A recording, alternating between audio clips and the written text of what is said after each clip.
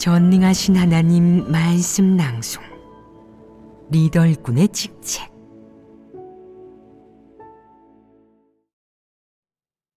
리더일꾼의 직책 16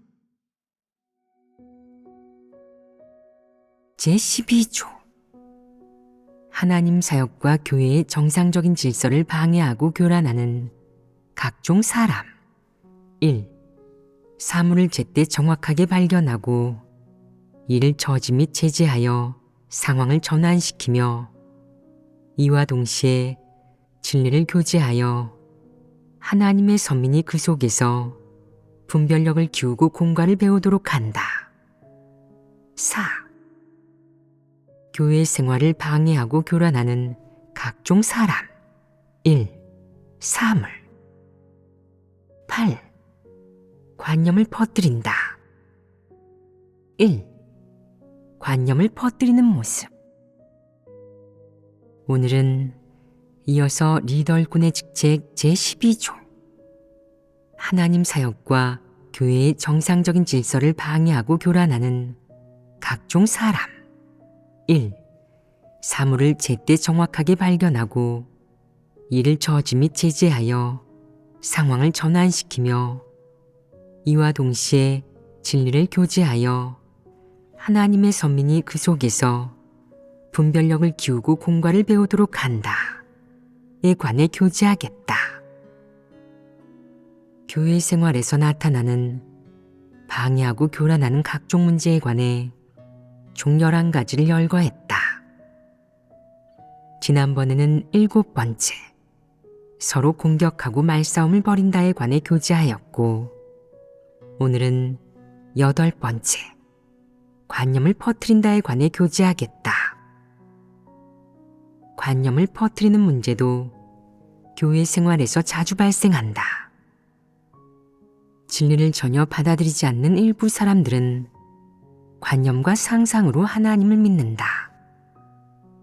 그들은 자주 일부 관념들을 퍼뜨려 교회 생활을 교란한다. 이런 행위는 교회에서 반드시 제재해야 하고 교회 생활에서 진리를 교제하여 해결해야 한다.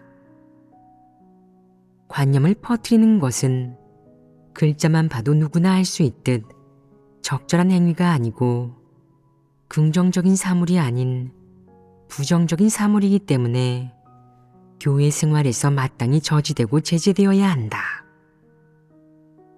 관념을 퍼뜨리는 사람이 어떤 인물이든 어떤 저희를 품고 있든 의식적으로든 무의식적으로든 관념을 퍼뜨리면 교회 생활에 방해와 교란을 일으키고 부정적인 영향을 미치기 때문에 이런 일은 100% 무조건 제재해야 한다. 어떤 측면으로 봐도 관념을 퍼뜨리는 일은 사람이 진리를 추구하고 하나님 알기를 추구하며 진리 실제에 진입하는 데에 적극적이고 긍정적인 역할을 하지 못하고 그저 교란하고 무너뜨리는 역할밖에 하지 못한다. 그러니 교회 생활을 하면서 관념을 퍼뜨리는 사람이 있다면 교회 리더이든 형제자매이든 모두가 이를 분별하여 제때 나서서 저지하고 제재해야지 그가 관념을 퍼뜨려 사람을 미혹하고 교란하도록 계속 내버려 두어서는 안 된다. 그러면 어떤 말이 관념을 퍼뜨리는 말인지부터 교제해보자. 이를 분별하고 나면 사람은 무엇이 관념을 퍼뜨리는 것인지 정확하게 정의할 수 있을 것이고 방치하거나 등한시하지 않고 정확하게 저지하고 제재할 수 있을 것이다.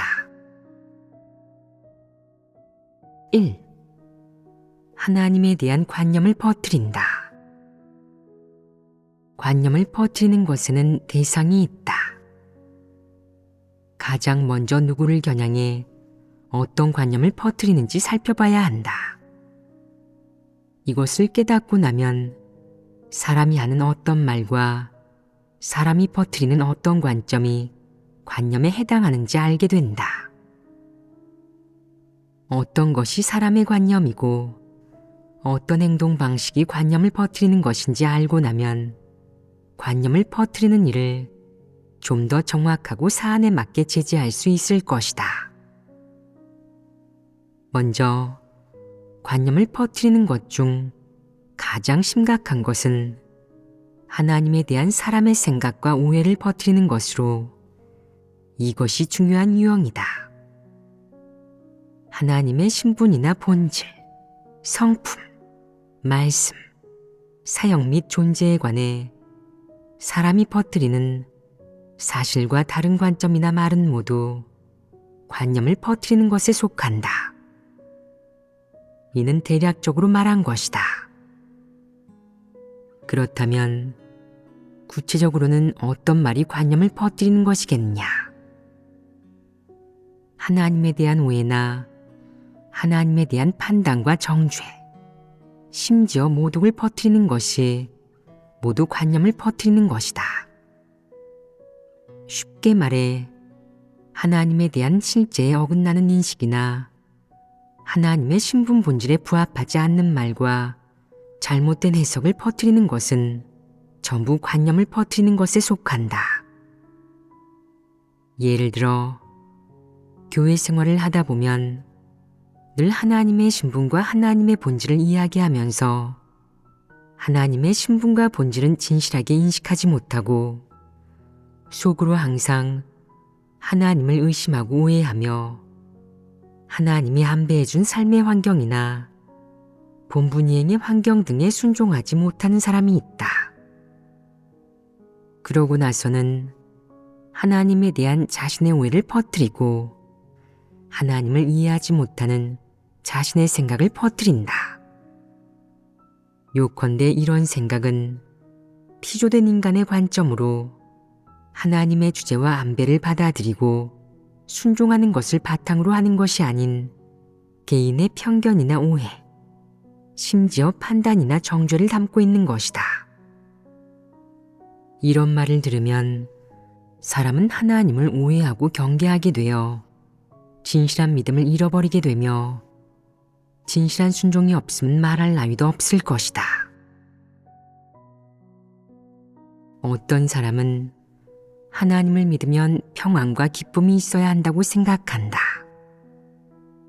일이 닥쳤을 때 하나님에게 기도만 하면 하나님이 들어주고 자기에게 은혜와 축복을 베풀어 주어 무슨 일이든 평안하고 순조롭게 풀리게 해준다고 생각한다.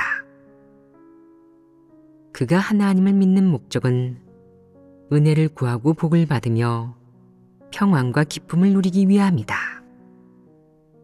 이런 관점을 가지고 있기 때문에 그가 가정이나 직장을 버리고 하나님을 위해 헌신하는 것이며 고생하고 대가를 치를 수 있는 것이다.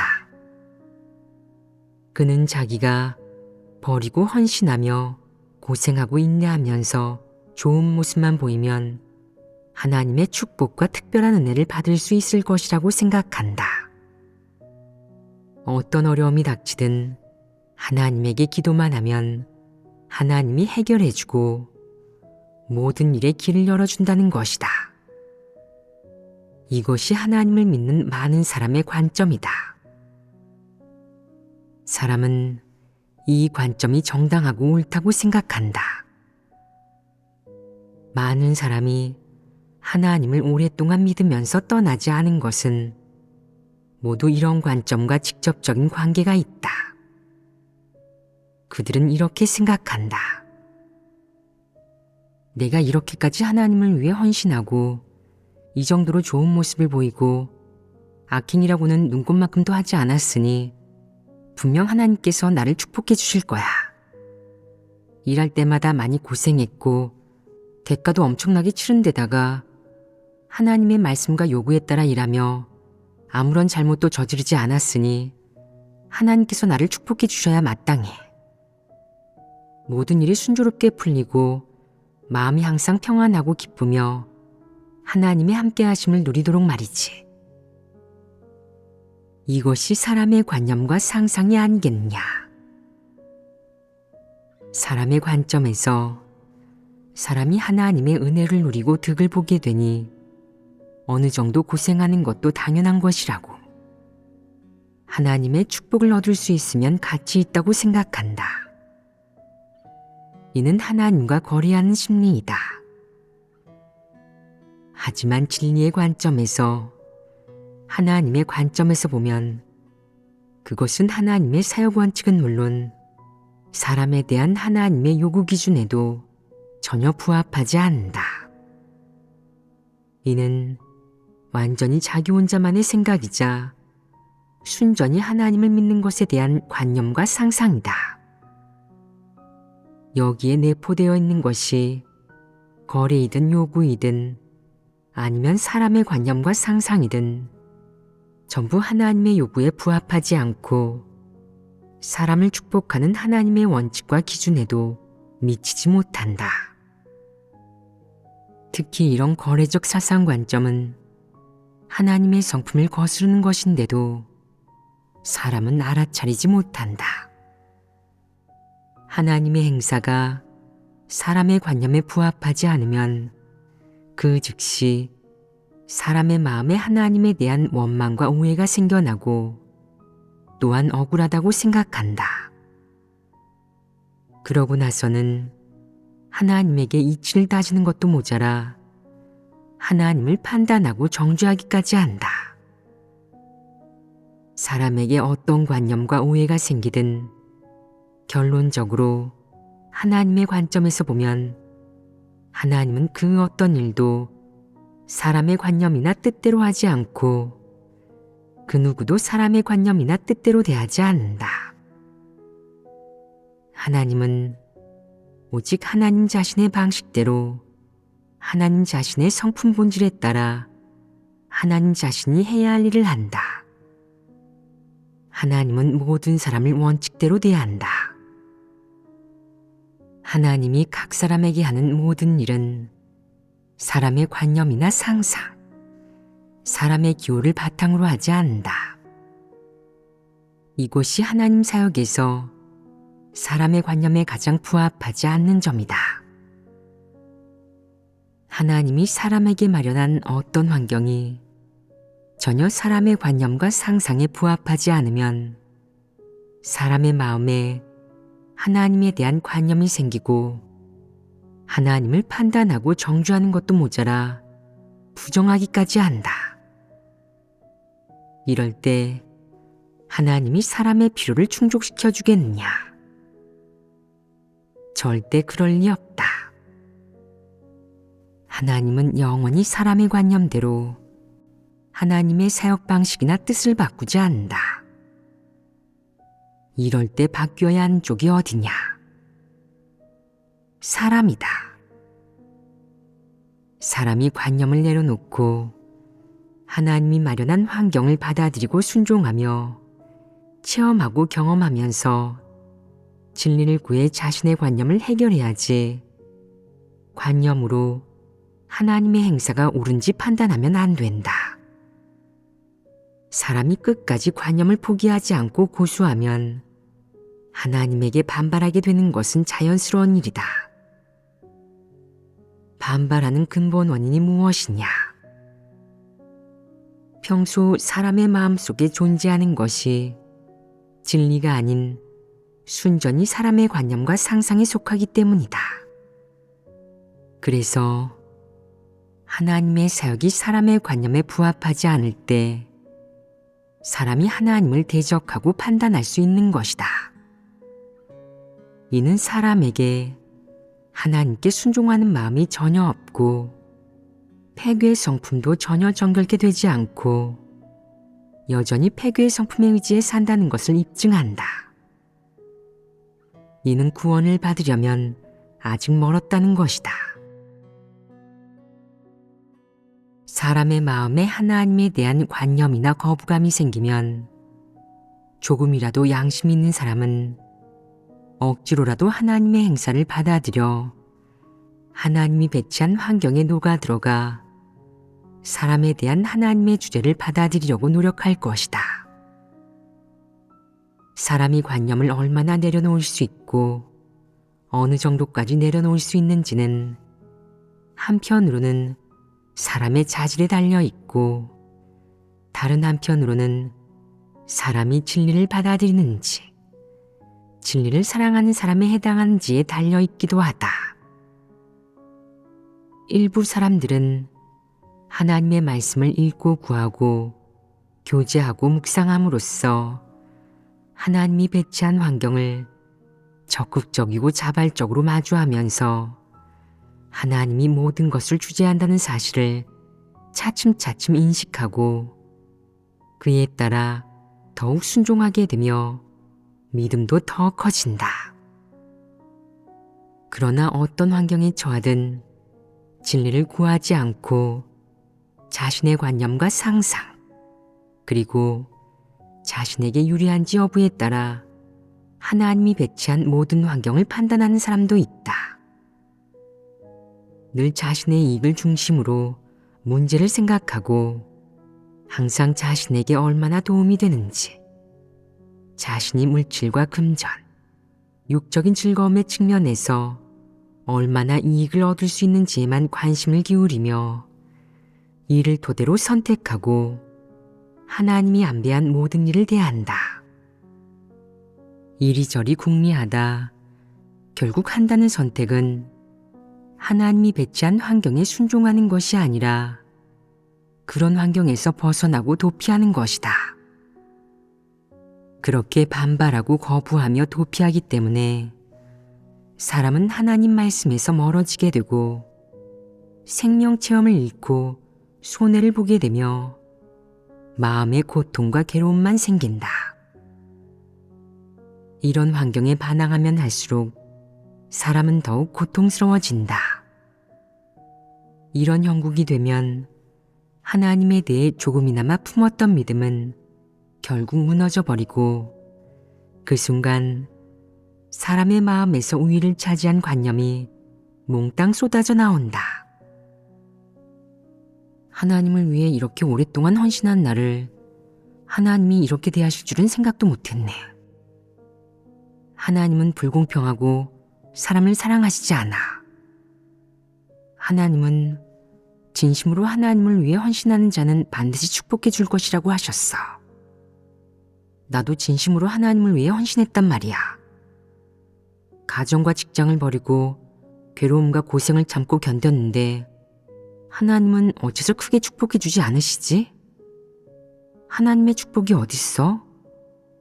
왜 난 느끼지도 못하고 보지도 못하는 걸까? 왜 하나님은 사람을 편애하는 거야? 어째서 하나님은 말씀만 하시고 책임은 지지 않으시는 거지? 다들 하나님은 신실하시다고 하던데 나는 어째서 못 느끼겠지? 다른 건 몰라도 이번 환경만 봐서는 하나님이 신실하시다는 것을 느끼지 못하겠어. 사람은 관념이 있어서 자신의 관념에 속아 오도되기 쉽다. 설사 하나님이 사람의 성품 변화와 생명 성장을 위해 사람에게 환경을 마련해 주어도 사람은 쉽게 받아들이지 못하고 오히려 하나님을 오해한다. 그는 이것이 하나님의 축복이 아니고 하나님은 자기를 좋아하지 않는다고 생각한다. 게다가 자기는 하나님을 위해 진심으로 헌신했지만 하나님은 하나님의 약속을 이행하지 않았다고 생각한다. 진리를 추구하지 않는 사람들은 작은 환경의 시련 한 번만으로도 이렇게 쉽게 드러나 버린다. 이렇게 드러나고 나서야 그들은 비로소 자기가 가장 하고 싶었던 말을 내뱉는다. 하나님께서는 공의롭지 못하십니다. 하나님께서는 신실하신 하나님이 아니에요. 하나님의 말씀은 이루어지기 어렵습니다. 하나님은 말씀하면 반드시 책임지고 책임지는 이상 반드시 이루며 이루어진 것은 반드시 영원까지 지속된다. 라고 말씀하셨는데 이 말씀이 어디에서 이루어졌나요? 저 눈에 볼 수도 없고 느끼지도 못하는 거죠? 아무개 좀 보세요. 그녀는 하나님을 믿고 나서 저보다 많이 버리거나 헌신하지도 않았고 저보다 많이 봉헌하지도 않았는데 아이는 명문대에 진학했고 남편도 승진했죠. 집안 장사도 계속 번창하고 그 집 밭에서 나는 곡식도 다른 집보다 수확량이 많더라고요. 그런데 전 뭘 얻었나요? 저는 더 이상 하나님에 대해 못 믿겠어요. 이 말이 바로 이런 부류의 본심이자 좌우명이다.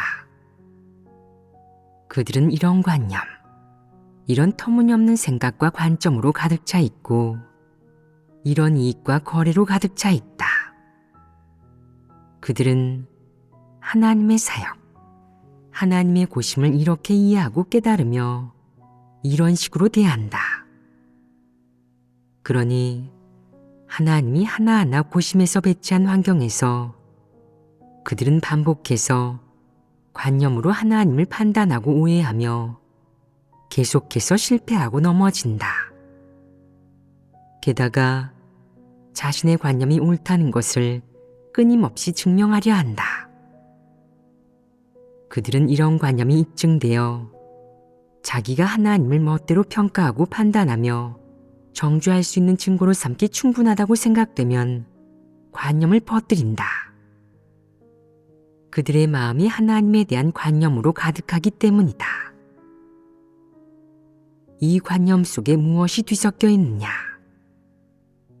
원망과 불만, 억울함이 뒤섞여 있다. 이런 것들이 가득하면 그들은 그것들을 쏟아낼 기회를 찾고 억울한 사정에 대한 자신의 하소연을 들어줄 수 있는 무리를 찾아 그것들을 쏟아내서 그들이 당한 이른바 불공평한 대우를 호소하고 싶어 한다. 그러면 이런 사람들이 퍼뜨리는 관념이 교회 생활에 나타난다. 그런 관념은 이런 식으로 생겨나는 것이다. 이 사람들은 마음의 억울함과 불복, 불만이 가득하고 하나님에 대한 오해와 원망은 물론 판단과 정죄까지 가득하며 결국에는 하나님에 대한 모독이 가득하게 된다. 그들은 복을 받지 못할까봐 선뜻 떠나지는 못하고 그래서 사람들 속에서 하나님에 대한 그들의 오해와 불만을 퍼뜨리며 나아가 하나님에 대한 그들의 판단과 정죄, 모독을 퍼뜨린다. 그들이 무엇을 모독하겠느냐? 자기에게 불공평하다며 하나님을 모독하고 자기 행동에 합당한 보상을 해주지 않았다며 하나님을 모독한다. 그들은 자기가 봉헌하고 희생했는데 하나님이 은혜와 큰 복을 자기에게 내리지 않았다고 판단한다. 그들은 하나님으로부터 자기가 바라는 물질, 금전 등 육적으로 필요한 것들을 얻지 못했다며 마음속에 원망과 억울함이 가득하다.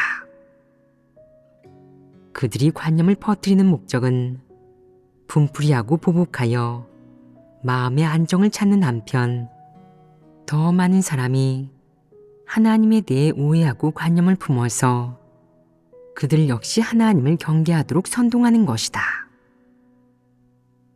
저희도 더 이상 하나님에 대해 못 믿겠어요. 라고 하는 사람이 많아진다면 그들은 흡족해 할 것이다. 이것이 그들이 관념을 퍼뜨리는 목적이자 그 이면의 근본적인 원인이다. 관념을 퍼뜨리는 부류의 좌우명이 무엇이냐? 그들이 항상 말하는 명언이 무엇이더냐? 그들은 어떤 일들을 겪고 나서 바라던 이득을 얻지 못하면 속으로 수도 없이 스스로에게 되낸다. 나는 더 이상 하나님에 대해 못 믿겠어. 그렇게 되내고 나서도 분이 풀리지 않고 목적을 달성하지 못한 것 같으면 예배 시간에 남들이 어떤 내용으로 교제하든 귀담아 듣지 않고 이 말을 다시 한번 되뇌고 몇 차례, 심지어는 10여 차례 곱씹기까지 한다. 나는 더 이상 하나님에 대해 못 믿겠어. 참으로 의미심장한 말이 아니냐. 여기에는 사연이 있다. 그가 믿는다는 것이 무엇이냐? 그가 예전에 하나님에 대해 믿었느냐? 그가 예전에 믿었다는 것이 진실한 믿음이었느냐? 그 속에 피조물로서 지녀야 할 순종이 있었느냐? 눈꼽만큼도 없었다. 하나님에 대한 관념과 상상만 가득했고, 더 중요한 것은 그는 하나님에게 전혀 순종하지 않으면서 잔뜩 얻어내려 하고 요구하기만 했다는 것이다. 그가 믿는다는 것이 무슨 의미겠느냐? 나는 하나님이 천지 만물을 주재하시는 그분이라는 것을 믿어. 나는 하나님께서 내가 다른 사람에게 괴롭힘을 당하지 않게 나를 지켜주실 거라 믿어. 나는 하나님께서 내가 육적인 편안함을 누리면서 행복하고 풍족한 생활을 하도록 하고 만사가 평안하고 형통하게 해주실 거라 믿어. 나는 하나님께서 내가 천국에 들어가 큰 복을 받으며 현세의 100배를 받고 내세의 영생을 받게 해주실 거라 믿어. 이것이 믿는 것이겠느냐? 이 믿음엔 순종이 전혀 없고 사람에 대한 하나님의 요구에 부합하는 것이 하나도 없다. 이런 믿음은 순전히 득을 보려는 사람의 관점에서 기인한 것이다. 하나님이 진리를 선포하고 사람에게 사역하면서 언제 사람에게 행복한 삶, 남보다 나은 삶을 살게 해주겠다고 했으며 언제 만사형통과 밝은 미래를 주겠다고 했느냐? 그러신 적 없습니다. 그런데 그는 왜 자신의 믿음을 그토록 소중하게 생각하느냐? 더구나 더 이상 하나님에 대해 못 믿겠다고 하는데 그의 믿음이 가치가 있겠느냐? 하나님이 기쁘게 받아들이겠느냐? 그에겐 진리 실제가 전혀 없고 하나님에 대한 순종이 전혀 없다. 그저 하나님으로부터 복을 받고 이익을 얻으며 득을 볼 생각만 하면서 그것이 하나님을 믿는 것이라고 하는데 이는 하나님을 모독하는 것이 아니겠느냐. 이런 부류는 머릿속이 관념으로 가득하고 복을 받으려는 속셈에 사로잡혀 하나님의 사역을 전혀 체험하지 않고 하나님의 말씀을 실행하지도 않는다. 그들이 하는 모든 행동의 목적과 의도는 완전히 자신의 육적인 이익을 위한 것이다. 그들은 스스로가 대단히 괜찮다고 착각하고 하나님에 대한 자신의 이른바 믿음이란 것을 유독 소중하게 생각한다. 하나님에 대한 내 믿음이 그토록 소중하고 고상하다면 왜 하나님이 배치한 작은 환경에서 너는 진리를 깨닫지 못하고 굳게 서서 증거하지 못하느냐? 이것이 어찌된 영문이냐? 하나님이 내 믿음을 검증할 때 너는 하나님에게 무엇을 주었느냐? 설마 내가 하나님에게 준 오해와 원망, 반발심이 하나님이 원하는 것이겠느냐? 진리에 부합하겠느냐? 분명 그렇지 않을 것이다. 그러니 이런 사람들이 교회에서 공개적으로 관념을 퍼뜨린다는 것은 한 가지 사실을 입증한다. 그것은 바로 그들이 하나님을 알지 못하고 나아가 하나님이 모든 것을 주재한다는 것을 믿지 않으며 그들이 믿는 하나님은 결코 존재하지 않는다는 사실이다. 이런 부류가 공개적으로 관념을 퍼뜨려 더 많은 사람을 미혹하고 끌어들여 자기와 함께 하나님을 대적하고 정죄하며 모독하게 한다면 이는 자기가 더 이상 하나님을 따르는 자나 하나님의 신자가 아니고 더 이상 창조주의 권세 아래 있는 피조물도 아니라는 것을 자기도 모르게 공개적으로 선포하고 있는 셈이다. 그가 퍼뜨리는 관념은 단순한 생각이나 말이 아니라 그와 하나님 사이에 돌이킬 수 없는 간극이 생겼다는 것이며, 그가 속으로 사람의 관념과 상상으로 하나님을 대하고 하나님과의 관계를 처리하며 하나님이 한 말씀과 사역을 대하는 것이 올바르고 또 그렇게 실행해야 한다고 확신한다는 것이다. 이런 사람이 교회 생활에서 공개적으로 관념을 퍼뜨린다면 제재해야겠느냐? 아니면 그들은 분량이 작고 기초가 부실하니 그들이 자유롭게 자신의 관점을 밝히게 하고 그들에게 회개할 충분한 시간과 공간을 주어야겠느냐? 어떻게 하는 것이 적절하겠느냐? 저지하고 제재하는 것이 적절합니다.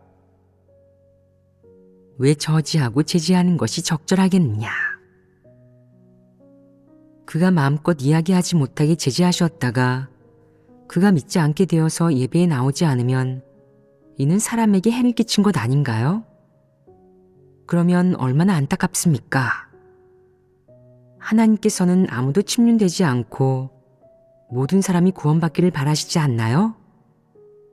어린 양 한 마리라도 잃어버리면 찾으려 하시는데 힘겹게 되찾은 어린 양을 또다시 잃어버리시게 해도 되겠어요? 라고 말하는 사람이 있는데 이것이 옳은 말이겠느냐? 옳지 않습니다. 왜 옳지 않으냐? 이런 부류는 진심으로 하나님을 믿는 자가 아니라 오로지 복을 받으려고 믿는 것이고 그의 믿음 안에 불순물이 섞여 있기 때문입니다. 약간의 불순물도 없이 하나님을 믿는 사람이 어디 있느냐? 너는 불순물이 없느냐? 그것이 이유란 말이냐? 나는 더 이상 하나님에 대해 못 믿겠어. 라고 하는 이런 부류의 말이 무슨 말이냐? 이 말은 이방인, 사탄, 마귀가 하나님을 모독하는 것과 차이가 있느냐? 이 말의 저희가 무엇이겠느냐? 하나님에 대한 믿음이 없어졌어. 예전에 사력을 다해서 하나님을 믿고 따랐는데 하나님은 결국 나를 축복해 주지 않으시고 이런 환경을 배치해서 나를 난감하게 하고 넘어뜨리시는군. 하나님의 말씀과 행사는 전혀 일치하지 않아. 나는 더 이상 하나님에 대해 못 믿겠어. 예전에 나는 너무 어리석었어.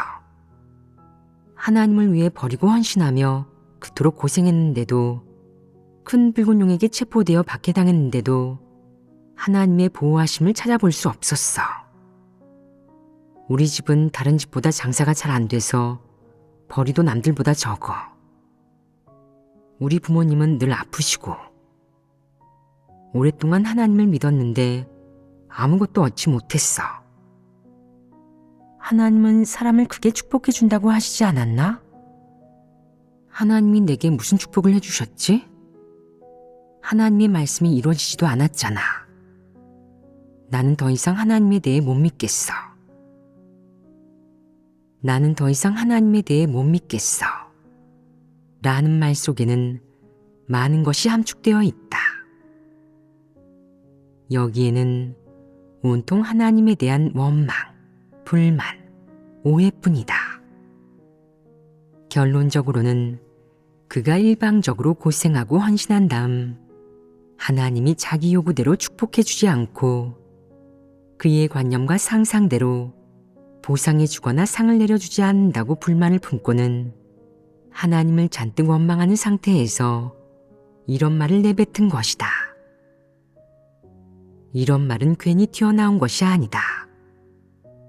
이런 말이 나왔다는 것은 그가 이미 많은 행동과 모습을 보였고 이미 드러났다는 말이다. 이런 사람과 하나님의 관계에는 어떤 문제가 생긴 것이냐? 그와 하나님의 관계에서 가장 큰 문제는 무엇이겠느냐? 그것은 바로 그가 자기 자신을 전혀 피조물로 여기지 않고 하나님을 전혀 창조주로 여겨 경배하지 않는다는 것이다.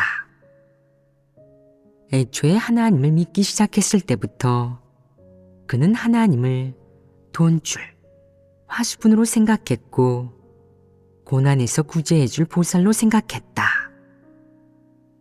그리고 자기 자신은 보살이나 우상을 믿는 신도로 생각했다. 그는 하나님을 믿는 것이 부처를 믿는 것과 같은데 채식하고 염불하면서 늘 향을 피우고 머리를 조아리면 원하는 것을 얻을 수 있다고 생각한 것이다. 그렇기 때문에 하나님을 믿고 나서 만들어낸 모든 이야기는 전부 그의 관념과 상상에서 나온 것이다. 여기에는 창조주로부터 비롯된 진리를 받아들이려는 피조물의 모습은 전혀 없고 창조주에 대해 피조물이 지녀야 할 순종도 전혀 없다. 오로지 끊임없이 얻어내려 하고 계산하며 무조건 요구하기만 하다가 결국 하나님과의 관계에 금이 가게 된 것이다. 이런 관계는 거래 관계에 속하니 결코 유지될 수 없다. 드러나는 것은 시간 문제이다. 이런 사람들이 설령 교회 생활도 하면서 관념을 퍼뜨리지 않고 하나님이 자기를 어떻게 이끌고 어떻게 축복했는지, 그가 무엇을 누렸는지 등에 대해 가끔 교제도 한다고 해도 그들이 하는 말의 대부분은 하나님으로부터 은혜, 즐거움, 육적인 이익을 얻었다는 내용의 이야기로 진리와는 전혀 무관하고 하나님에게 순종하는 것과도 무관하다. 진리 실제라고는 전혀 없다. 순탄한 환경에서 그들이 하나님에 대한 믿음과 사랑, 그리고 다른 사람에 대한 포용과 인내를 보이는 것은 오로지 하나님의 모든 축복을 받는다는 단 하나의 목적을 이루기 위해서이다. 하나님이 그들이 누리는 은혜와 혜택, 물질적인 대우를 걷어가면 그들의 관념이 드러난다. 이렇게 사리사욕에 눈이 멀어 이익을 최고로 중시하는 사람은 자기가 원하는 것을 얻지 못하기만 하면 분해서 성을 내고 관념을 퍼뜨려 하나님에 대한 불만을 쏟아낸다. 아울러 자기를 동정하도록 더 많은 사람을 끌어들여 하나님에 대한 자신의 관념을 받아들이게 만든다. 그렇다면 이런 부류를 저지하고 제재해야 하지 않겠느냐? 그들이 교제하는 주제나 사상 관점은 진리에 대한 순수하고 올바른 이해가 아니고 다른 사람들이 하나님에게 순종하며 하나님을 진실하게 믿게 만들지도 않는다. 대신 사람들이 하나님에게서 멀어지고 하나님을 오해하고 경계하며 심지어 하나님을 저버리게 만들고 그가 퍼뜨리는 관념을 듣고 사람들도 자기처럼 속으로 나는 더 이상 하나님에 대해 못 믿겠어 라고 스스로에게 조용히 경고하게 만든다. 이것이 바로 이런 부류가 퍼뜨리는 관념이 다른 사람에게 일으키는 교란이다.